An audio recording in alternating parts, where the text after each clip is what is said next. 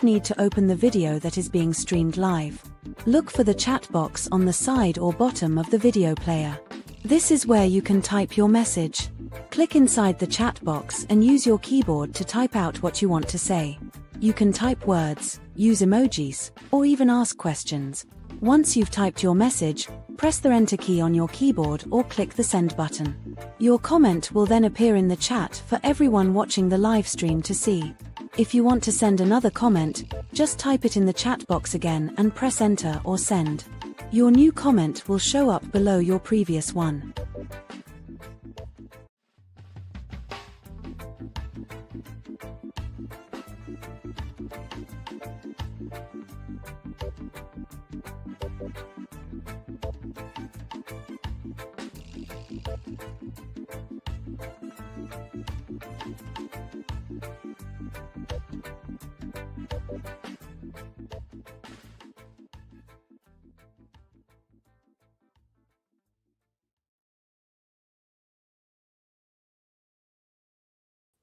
Marco Rubio to Jamaica was going to be some sort of turning point, or at least a fork in the road for Jamaica-United States relationship. Well, frankly speaking, the public utterances just nailed down the status quo, and we struggle on. Green card holders, we're told, are cool, just stay in the line. US is still upset over Jamaica-China relations, about what China is doing, and the US is concerned, Mr. Rubio says, over Cuban medical workers, even if Jamaica is not trafficking them, as he says is happening elsewhere. So, frankly speaking, what did this high-profile, highly promoted visit of the US Secretary of State mean for Jamaica? Good day. This is the 161st episode of the Frankly Speaking Jamaica Podcast on March 30, 2025. Thank you for joining us live.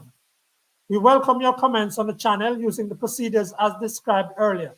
Please subscribe to the channel and share the podcast with your friends and colleagues. Remember, you can watch this podcast later by using the link or going to the Frankly Speaking Jamaica YouTube channel.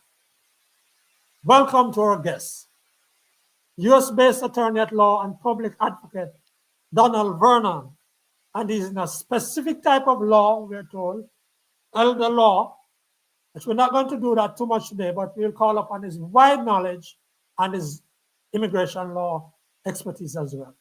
Calvin Brown should also be joining us. He's publisher whose website Wired reports on Caribbean issues. And we also have with us our regular panelists, our dedicated panelists, Desmond Richards, Winnie Anderson Brown. Calvin, I suspect, will join us in a while if he's not here yet with us. We should also be joined by Mary Grange. Welcome to you all. Mr. Vernon, please tell us what's the situation now for, I don't even want to go as wide as that, but for Jamaicans in the New York area, for example, where you operate, where you do business. Well, that's an interesting question. My take on it is that right now, the immigrant community in the entire United States is under attack by the most powerful man in the world and the most powerful government with all of its instrument in the world. And so under those circumstances, I'm sad to report that the immigrant community is not doing well as it relates to the policy, the anti-immigrant policy of the Trump administration. And here in New York, where is the ground zero of the Jamaican community, we certainly aren't doing well, because I know for a fact that this attempt at psychological warfare is in fact affecting the Jamaican community in a very, very serious way. People attempt at psychological warfare, you say. Tell us what that is. Well, psychological warfare is where you try to frighten a population into surrendering before you implement any of your policies. And so the president ran on mass deportation, meaning that he was going to deport millions of immigrants and that he was only going to focus on illegal immigrants. But at the end of the day, that is a very difficult logistical effort. And so before that could be put in place and the institutions can be built to house people, then you want to get the ball rolling. So what you try to do is try to get people to self-deport. So by having a high visibility campaign where you abuse poor and downtrodden people and you abuse them publicly on the television, and you have ICE with their jackets and their guns running up and down Merrick Boulevard in Queens and Church Avenue in Brooklyn. You get people not even wanting to leave their home. You have people not even wanting to travel back to a funeral to pay their last respects. And so I will even go further. You have people who don't want to call the police when they're afraid of for their own safety. They don't want to go to the hospital. They're afraid to send their children to school. So that's the kind of fear that exists in my community here in New York. And it's the kind of situation where it affects your psychological well-being. And some people will say, I am not going to do this. I have a home back in Jamaica. Jamaica is not a prison. It's a land of wood and water. I can be happy there. And so they will say, I'm going back home. I'm giving up my green card. I'm not going to put up with the harassment when I try to come back to the United States. And so that is psychological warfare. So they win without having to actually put on a fight. Mr. Wow. Vernon, you go ahead, Desmond. Wow. Yes. So I also understand, Mr. Vernon, that some businesses, especially the farms, they are losing workers because of this immigration policy. Is it a fact that it is now difficult for businesses to get workers? Yes, I think it has had a negative impact on the economy. I mean, America is what it is because of its past immigration policy. It brings the best and the brightest from an intellectual standpoint, and it gets the most, and with its agricultural program and its other, work visa programs, they also draw from the labor force and pay low rate wages for imported labor. And so when you attack that same system that gives you, unfortunately, people like Elon Musk and some of the great IT people that work in Silicon Valley, but you also get the laborers that comes in and pick your beans and your coffee and all those other things. And so when you attack that, and you attack the Spanish population that is so dominant in the housing sector and in the construction sector, you're definitely going to have an issue of shortage of labor. And so the United States now is feeling the economic impact of this foolish anti-immigrant policy. And now the American people in the very near future will start to feel the benefit of their wisdom, that is to re-elect Donald Trump to be the Mr. leader Vernon? of this country. Mr. Vernon, I have a friend of mine who is coming through, and I know another friend of mine who is a Republican. Is saying what you are saying there is a load of things that the Democrats would want to say, the anti-Trump position. But America has opened its borders, has lost its way with a lot of the people who have come in and hurt America. And it is time for them to take back control of their borders. And that's all the president is asking for. That's what I'm told. That's what I'm hearing. I want to make a quick response to that. But I would also like you to segue on Jamaica's relations with the US now. How do you see that in the context of the Marco Rubio visit? Well, what I see here is that, the prime minister seems to think that, everything is good, but of course he's a diplomat, right? And in spite of what may happen behind the scene, I guess there's a need for him to put his best foot forward and or to present the relationship in the best light possible.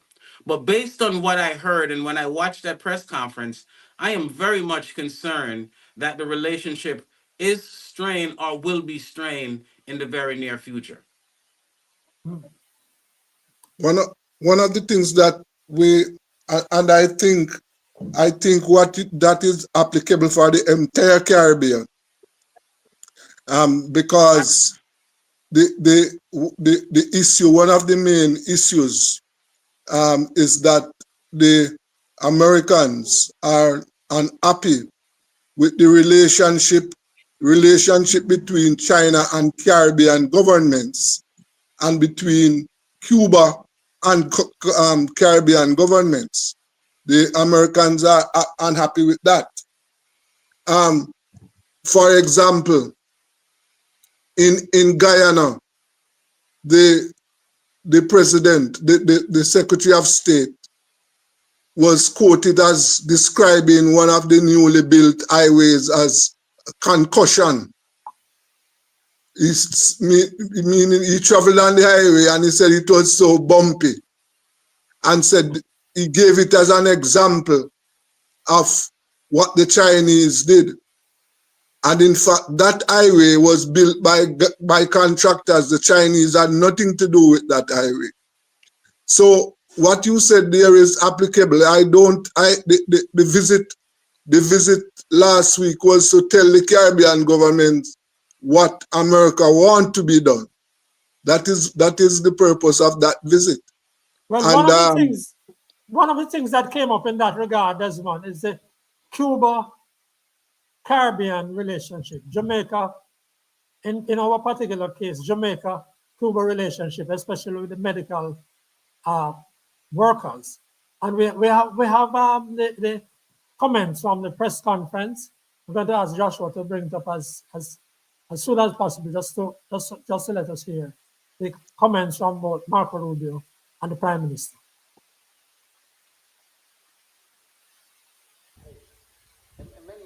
Yes. Yes, the government decides how much of anything to give them. They take away their passports. They basically operate as forced labor in many places. Now, there are places that have better labor standards. Perhaps Jamaica is one of those, and that's fine. But I'm describing generally what the program has been. It has operated in that way in many parts of the world and placed these people in tremendous danger. And so I think we can all agree that the trafficking in labor, be they doctors or farm workers, is not something that we would want to be supportive of. And we find that to be an egregious practice on the part of the Cuban regime. Now, every country operates the program differently. And obviously, because of our relationship with Jamaica, we're going to engage with them on that and talk about it further and have a better understanding. Perhaps none of this applies in the way it's handled here. But generally, that's the problem with the program. It's not that they're Cuban doctors. It's that the regime does not pay these doctors, takes away their passports, and basically it is, in many ways, forced labor. And that we cannot be in support of. Again, not speaking about here in particular, but in general about the program. In Jamaica have been incredibly helpful to us. Jamaica has a deficit in health personnel, primarily because many of our health personnel have migrated to other countries. We are, however, very careful not to exploit the Cuban doctors who are here. We ensure that they are treated within our labor laws and benefit like any other worker. So any characterization of the program by others certainly would not be applicable to Jamaica. We are ensuring that our program complies with all the international laws and standards to which we are a party to. And many other parts. Okay, so I hope you could hear that. It was audible to me. Forgive us. We apologize to listeners viewers who weren't able to hear that. But that was the Marco Rubio essentially saying the problem is not with Cuban doctors. It's with the regime. It's with some countries who have a situation of forced labor. Take away the people's passport, the doctor's passport, and give them a portion of the money that the government spend, etc. We are also joined by Calvin Brown. Calvin, welcome. Anybody want to comment on the situation with the medical workers before we move on? Well, if you don't mind, yeah, I that's a red herring. At the end of the day, the initial Department of State or State Department position was that anyone who continued to accept, medical professionals from Cuba, that their governments or government officials and their families will be denied U.S. visas. And so that was a very robust, big stick foreign policy that was supposed to be adhered to all the Caribbean governments. And Yep. as he engaged today in Jamaica, and the facts on its face are different, they're backpedaling. But at the end of the day, you're still going to see a very robust foreign policy, one which focuses on you do what we say you do, otherwise we don't like you, and whatever aid we used to give you, you won't get it anymore. And that's the essence of what he was saying about USAID, was that he was switching from having it be an institutional support program that focuses on the need of the people to a political tool that is run by from government to government, and it will be dictated by whether or not the individual governments such as Jamaica follow the foreign policy of the United States. And if the government Lost Mr. Vernon there. I was making a point. Calvin, would you like to comment, Calvin, on the matter of the aid and support we get and the press conference in particular, the issues? Listen to me. Am I on? Yes, you're on, Calvin. Okay. I have never been impressed with any level of assistance that the United States says it is giving to Jamaica. When you look at it, what is it that in the past, apart from the Caribbean Basin Initiative that was done in 1983 by the Reagan administration, that gave, I think it was 17 Caribbean countries duty-free access for our manufacturers, and that went the way of all flesh. What else has the government, the United States given to the countries of the Caribbean? I used to get bulgur and milk powder at school. Yeah, that was soft. That was not for you, you know. It is for their foreign policy. It's a part of their foreign corporate. What is it that you're giving us in terms of balance of payment support? Well, you're not impressed that the U.S. is doing so kindly to Jamaica. And Jamaica needs the U.S. as badly as we see. Well, people want to keep their visas. People want to keep the friendliness. People know that it's the most powerful country in the world. People know that it's very close to Jamaica. And people know that we have possibly as many Jamaicans and their descendants living there as are living here on the rock. Yeah, but we go there to build the United States. We as immigrants have gone there and we have built the United States. We don't get things for free there. We have to work for it. And we as an immigrant population and a migratory population, we have been doing this since the days of the Panama Canal. And before, we've been going to Cuba, people went to Haiti, people went to the Panama Canal, as you say, people went right across Central America, Jamaicans. Yeah, we have gone there because they want us to be there. And I've been listening to you in terms of the agricultural workers. The agricultural workers are critical to the production initiative of the United States. It is not that they want us there. And of course, Calvin, can you tell me what did you get out of the press conference? We're trying to get back Mr. Vernon, of course. Mr. Vernon, if you're here, and we're trying to get back to you. But what did you get from the press conference, Calvin, and the last week Wednesday's engagement in Kingston? I don't know. I'm trying to figure out what it is that he was saying. What basically what he used the platform to do was to curse off people who are trying. I tell you the truth, I really don't know. Well, there's a transcript online you could read. That may be beneficial. It doesn't make sense to me. Tell me, what did you get out of it? Well, as I said at the start of the program, the status quo essentially remains. The people who have their green cards are just must stay within the rules and are free to travel. He wanted Jamaica to know that the U.S. continued to look disfavorably on China's operation in the region. He wanted them to know that we are secure, us Jamaicans to know that we are secure in their borders. Those were his position. And Cuba, and on Cuba, he said that he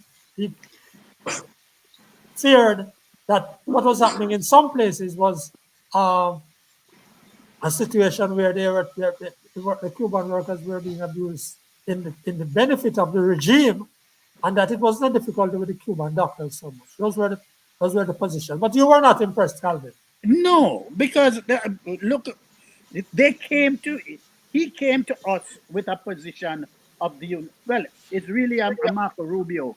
It's really a Marco Rubio position. He's been trying to peddle that for quite some time, because don't forget, here every time he turns around, he is trying to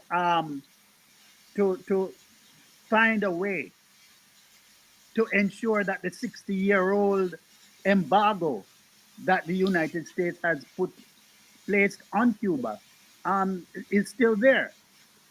And the only way that the Cuban government can beat the embargo is through the medical missions.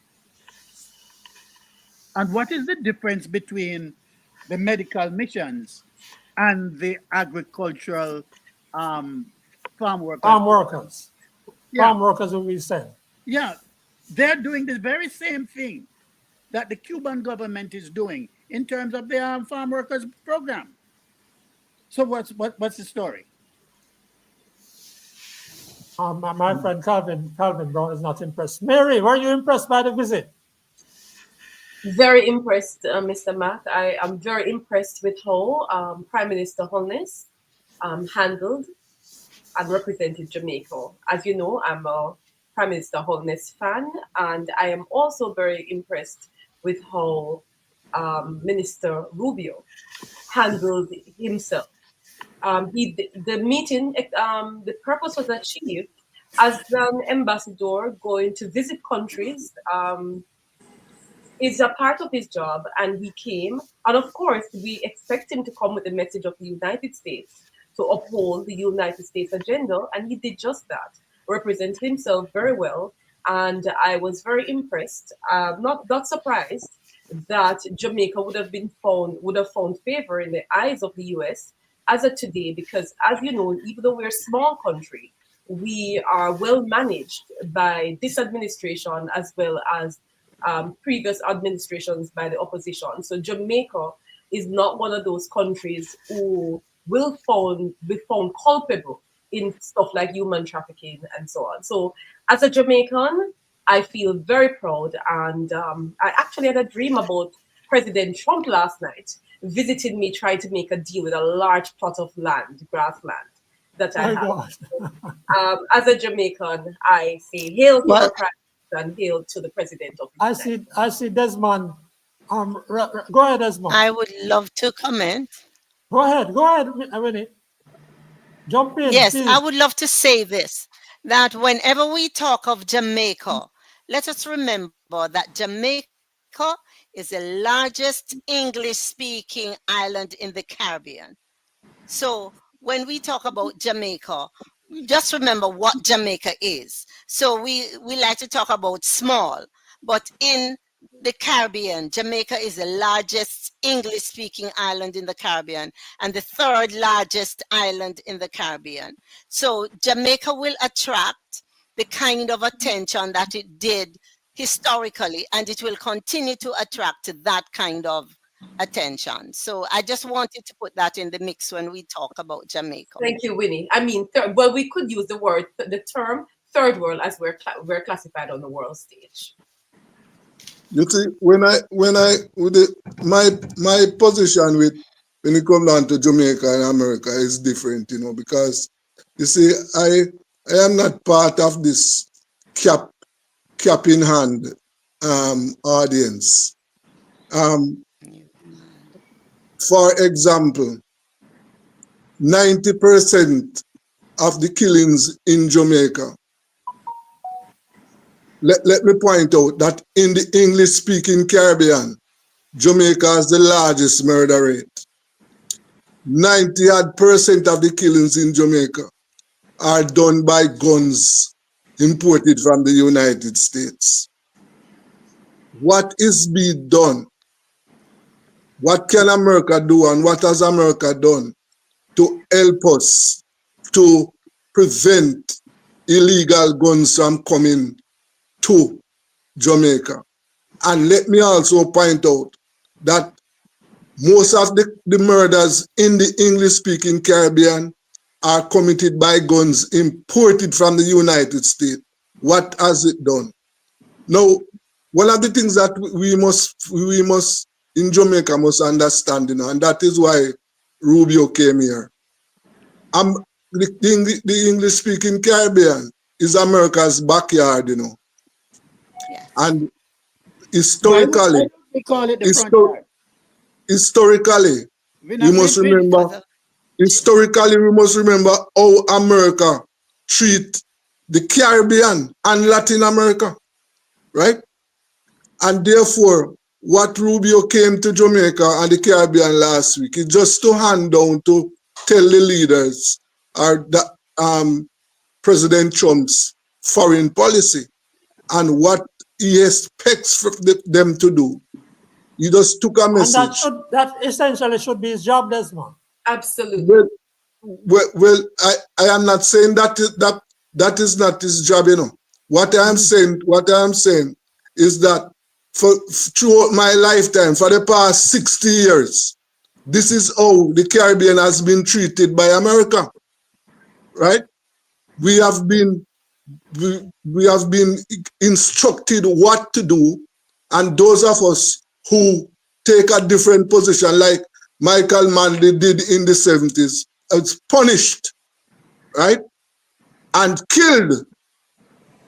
So that is what. And Michael Manley, you use Michael Manley, but don't say killed in the same sentence because he wasn't killed. Right. I suppose financial.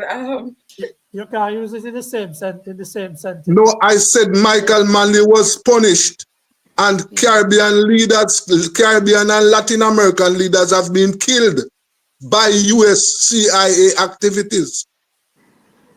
That is not a secret. That is on the records, right?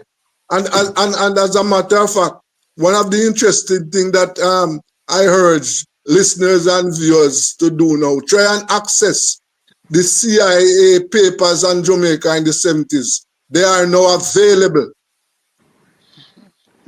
The 2024 report by the U.S. government's Accountability Office indicated that between 2018 and 2022, some 75% of firearms that were recovered from crimes in the Caribbean were traced originally to the United States. And these firearms coming from the United States have been linked to most of the homicides that take place in the Caribbean. It is said that every month 200 guns are trafficked from the United States into Jamaica. May I ask Sir Mac, may I ask our guest? All right. Go ahead and take the comments on us, please. We don't want to leave out the comments. I'm going to go to the comments. I just have a question for Mr. Brown, Calvin Brown. Is there a Caribbean island that manufactures and produces guns that None. instead of trafficking it from the US, which is our closest, possible easiest neighbor, they would have made it here, manufactured it themselves, because they need to get the guns from somewhere. I take it that the criminals can't operate without their guns. But we don't make guns in the Caribbean, Mary. We don't need to get any guns from the United States. So why are we surprised then that the guns come from the United States? Why is that a doom or a red flag against the United States? No, with respect. With respect. With it respect. would sound like we're making guns but choose to get it from the United States. With respect. Go ahead, Mr. Brown. Go ahead. Go ahead. The United States, when they want to stamp out anything, they have a methodology, and they have a methodology to prevent the guns coming to the Caribbean. They can do that. But why haven't they done that? Because of the lobby. You know, Mary, I asked Mary, question. Yes, go ahead. Mary, before you ask the question, let me remind you. Complain that we don't take them in, and when they send them. Let me remind you about something. Want their comments. America at one time declared war on drugs. Jamaica was noted to be Mary, let's hear the comments, one of the producers of marijuana. She's right? answering. And the Americans provided Jamaica with assistance to destroy the ganja trade in Jamaica. Yes. Mary, can we get some of the comments, yes. please? Some of the comments, please. Yes. Okay. Let's go to the comments before we come back. So we want to welcome. We see we have a viewer from Bahamas, Philippa Richards. Welcome to Frankly Speaking. I don't know if this is your first time, but welcome, and do tell your friends in Bahamas about us and make sure they tune in. Calvin, that was our guest. I'm sorry. So hi, Rubion, or welcome, regular guest Rubion. Alan is also a regular guest. We also have Owen with a comment who says, Mary, are you really into Trump? You should do a deep dive into history and prior to entry into politics.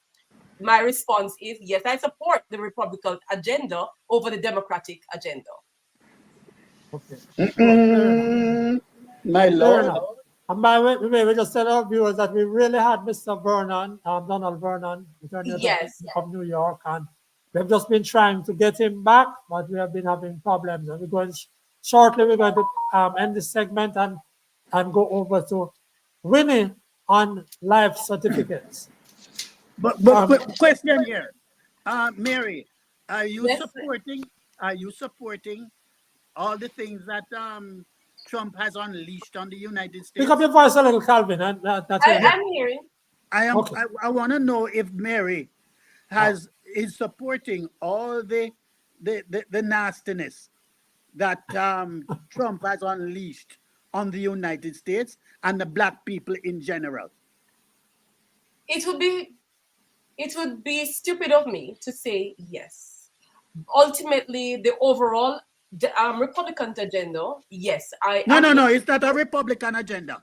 It's a Trump agenda. It is no longer a Republican agenda. I am sorry. Don't bring it back to the Republican agenda. It's a Trump agenda. Okay, you and Mary will be able to carry that swing a little later. Mr. Vernon, I want to welcome you back. We lost you in the middle of something that you were saying. And we lost you a little bit there, and we're glad to Yes. have you back. I just wanted to, we're coming to the end of this part of the program. But for you essentially you are quite opposed to Mary's position. Mary's position is that she supports the Republican agenda. There are not many black leaders, by the way, now, Mr. Vernon, standing up for Yes. anything in America. Am I correct? I think Desmond asked that off here. Yeah, well, you know, the Trump agenda right now is an anti-black agenda.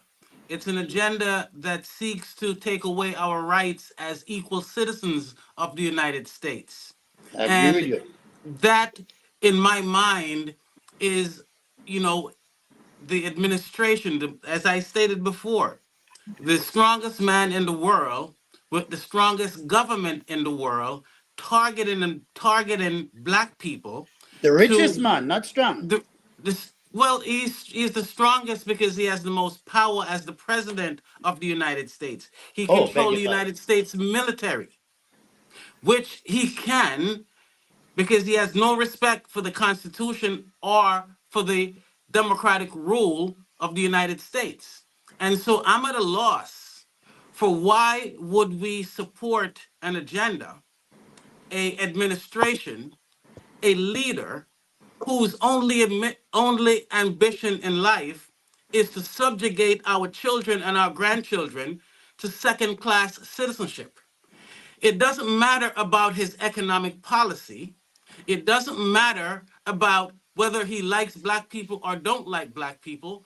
What it matters is whether or not he wants to change the laws of the United States in such a way that my black grandchild will have less freedom, less opportunity for personal and familial development than I did. It is wrong, and we must resist it. Concise and tell me what is there that leads you to say that, Counsel. Just be concise and give a specific.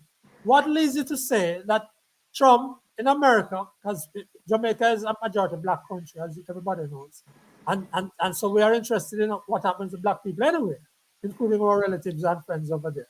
What leads you to say that Donald Trump is about taking away rights that would make your grandchild, great-grandchild, have less The number one rights, in response to that question, sir, the number one right we have in the United States under the Constitution of the United States is our rights to free speech.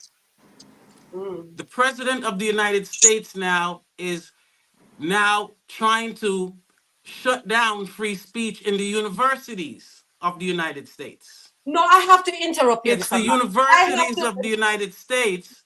Attorney Vernon, I must interrupt you. It's the I can't. You got to allow me to finish the point. No, allow me to finish the point. No, what you're doing is literally kind of rude, right? Because you have to allow a person to finish a point.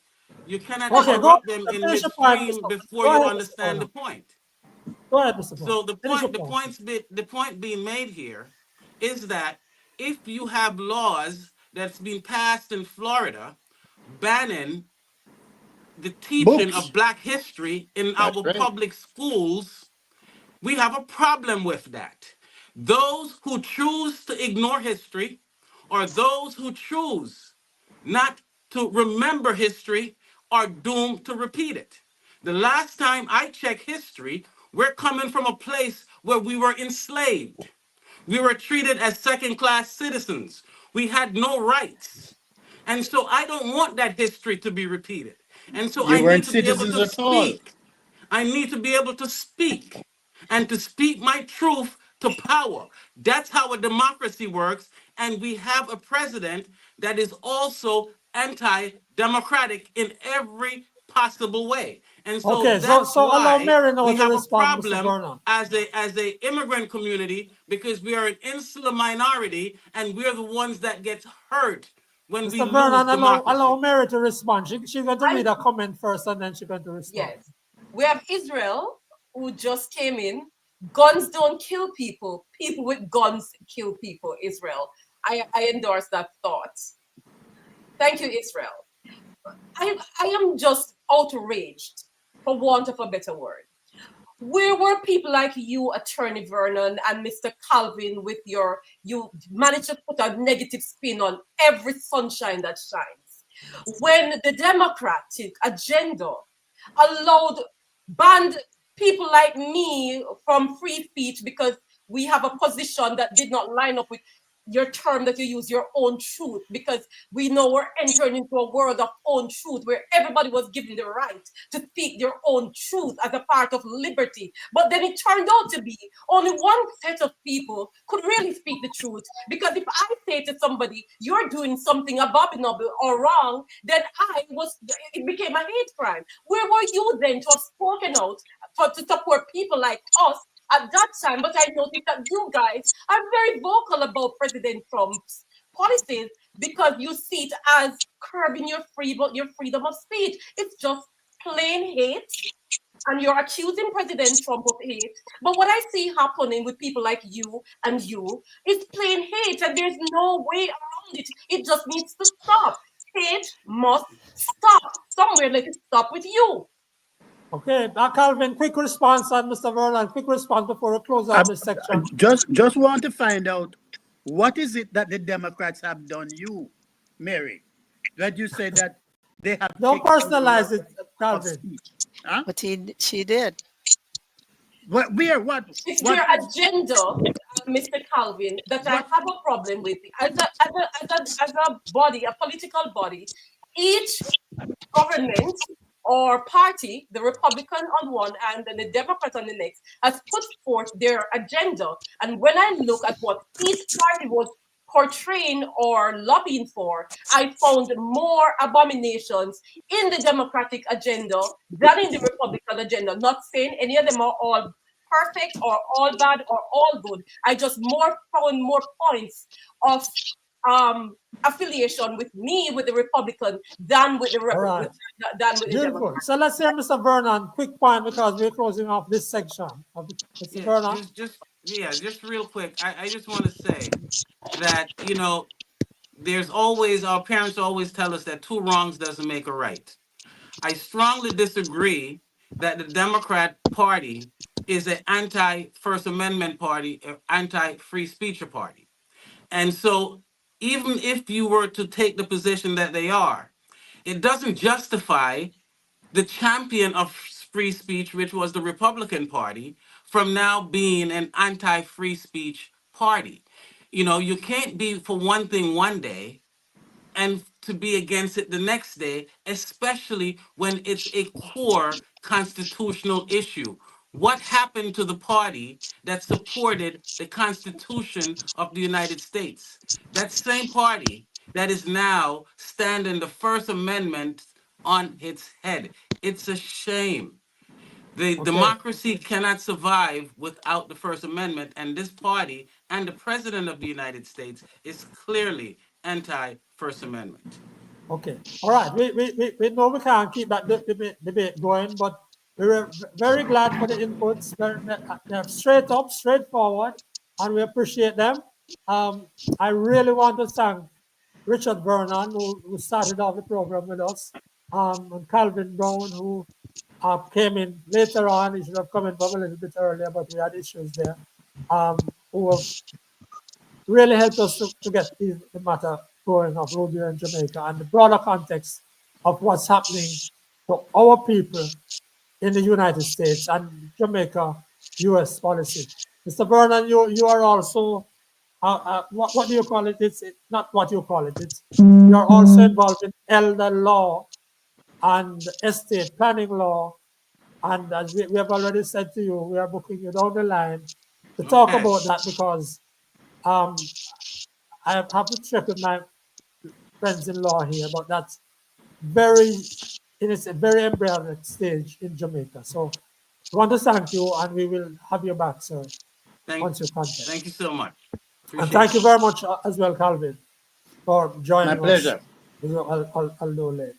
All right, as viewers and listeners, the Frankly Speaking will know, we have repeatedly discussed the great difficulties of pensioners with this unseemly process under which every quarter they must reestablish or establish that they are alive. We wanted to take it on this week. We stumbled and fumbled again and ran out of time again. I want to tell you that Winnie is really on top of it. She has been following the news. She has been pointing out to me that what came recently was no real advance. The Prime Minister made some comments about new legislation that should come to help pensioners stay in their homes and complete these forms, etc. But we can't take it because we have run out of time today. We have it all queued up. Joshua had it all prepared. And Mary had something also very sweet for us on eyelashes. And we have run out of time for them. Mary, I was also looking forward to that. And Desmond had what's happening to Black people today. Really what's happening to Black people. And all of those issues, we have too short a time for, but we'll come back and they all can wait on us. We remind you, please, to share this podcast and subscribe. Remember, you can use the same link to get to the recorded version of this podcast at your own convenience.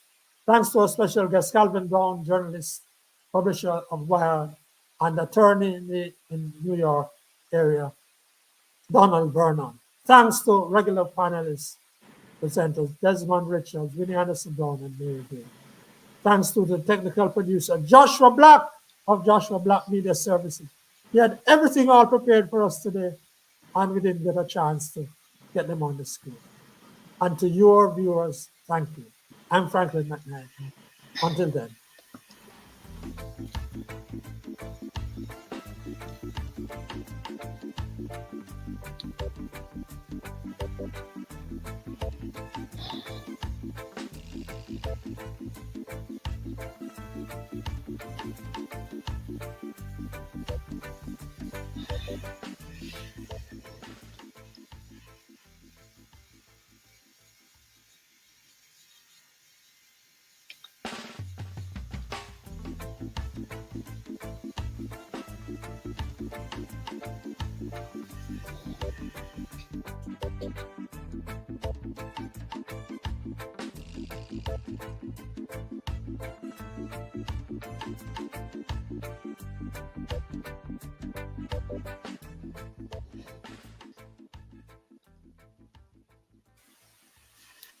Oh, Joshua, thank you so much, man. You were on the ball.